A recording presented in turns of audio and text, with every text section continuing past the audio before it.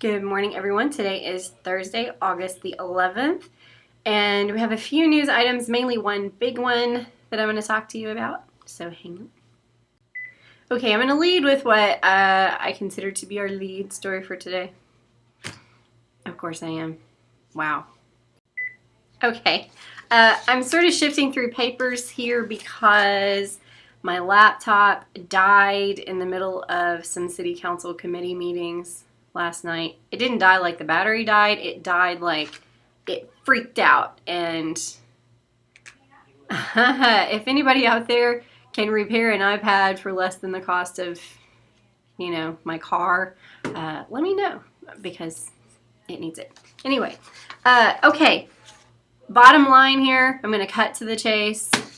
The city is going to be asking you, the taxpayers, for another tax. It's coming. It's happening.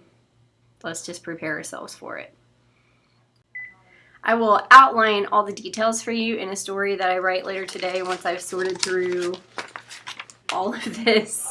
I was sort of like trying to write things frantically down and take other notes on my phone without my computer. But the police and fire committee were not able to meet again yesterday because they lacked a quorum again for the second time in a row.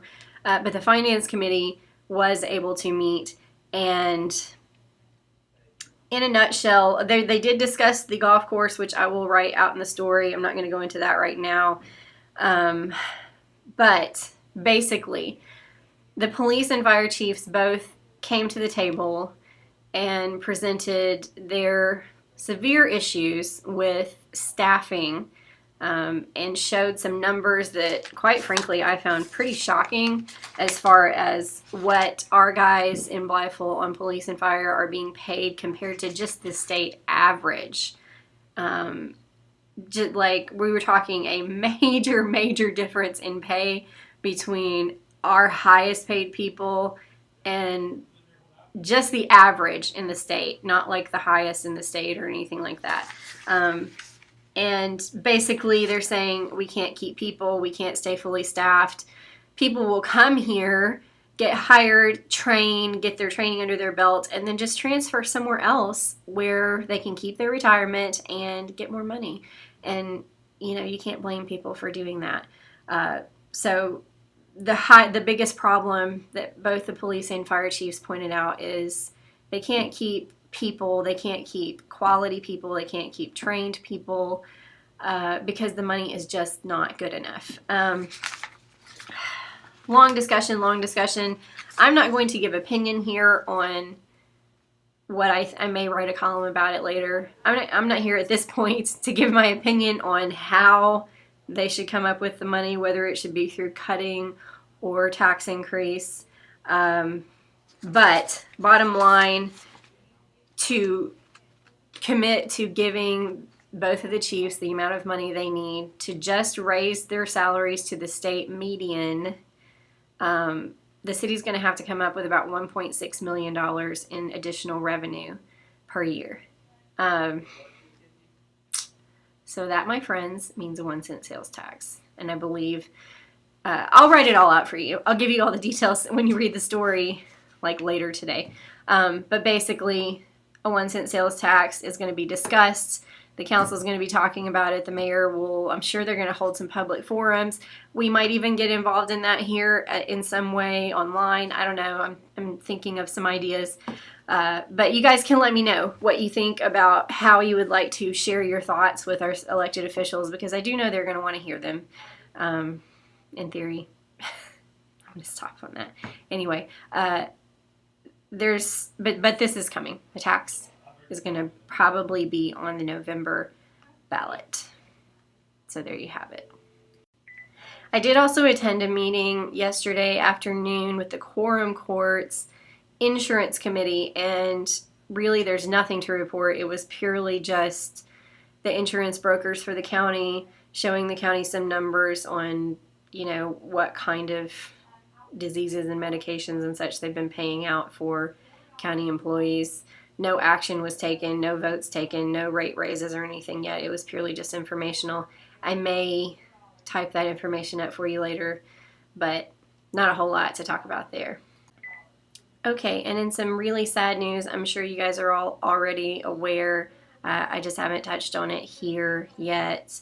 There was a fatal accident, actually a triple fatality on Highway 61 yesterday.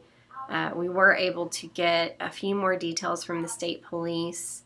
Let's see, at 9:40 Wednesday morning. They don't know yet the cause or what happened. They're not, I think, assigning fault to either side at this point. But a Knight's Disposal driver, big garbage truck, Knight's Disposal truck, swerved across the center lane, overturned, and landed on top of a vehicle. And all three of the people inside it were killed. Robert Davis, 76-year-old Robert Davis, 63-year-old Della Stringer, and 29-year-old Tristan Johnson, all Blytheville residents. So keep that family in your prayers, and we will keep you updated as we get more information on the crash investigation. And just, this is on a lighter note, but I want to give kudos to our reader community, because you guys and us, sometimes now I just love to see how we're working together as a team to make things better in our community, because I want that to be the role of this paper, to keep you informed and to give you guys a voice in your community. And this is a small thing, but still. Okay, so 2 days ago, one of our readers, I'm gonna look for her name, hold on. Okay, one of our readers, Charlotte Terry, sent me a message on the Courier's Facebook page with photos, and she was like, the goose poop is so bad in the park that I can't take my grandkids to feed the ducks. We're just really frustrated. And this is actually something that we've heard from a lot of people. As you guys know, this is not a new problem.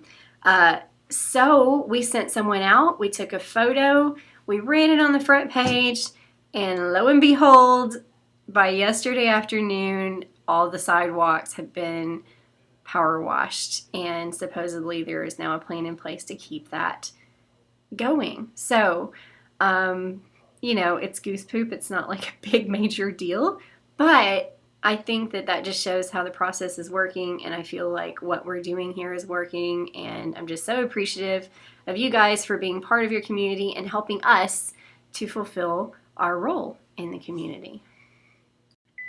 We put some other crime stuff up on the website yesterday. I'm already going a little bit long today because I talked a lot, so I'm not going to give you that information here in the video, but I will link it in the description box.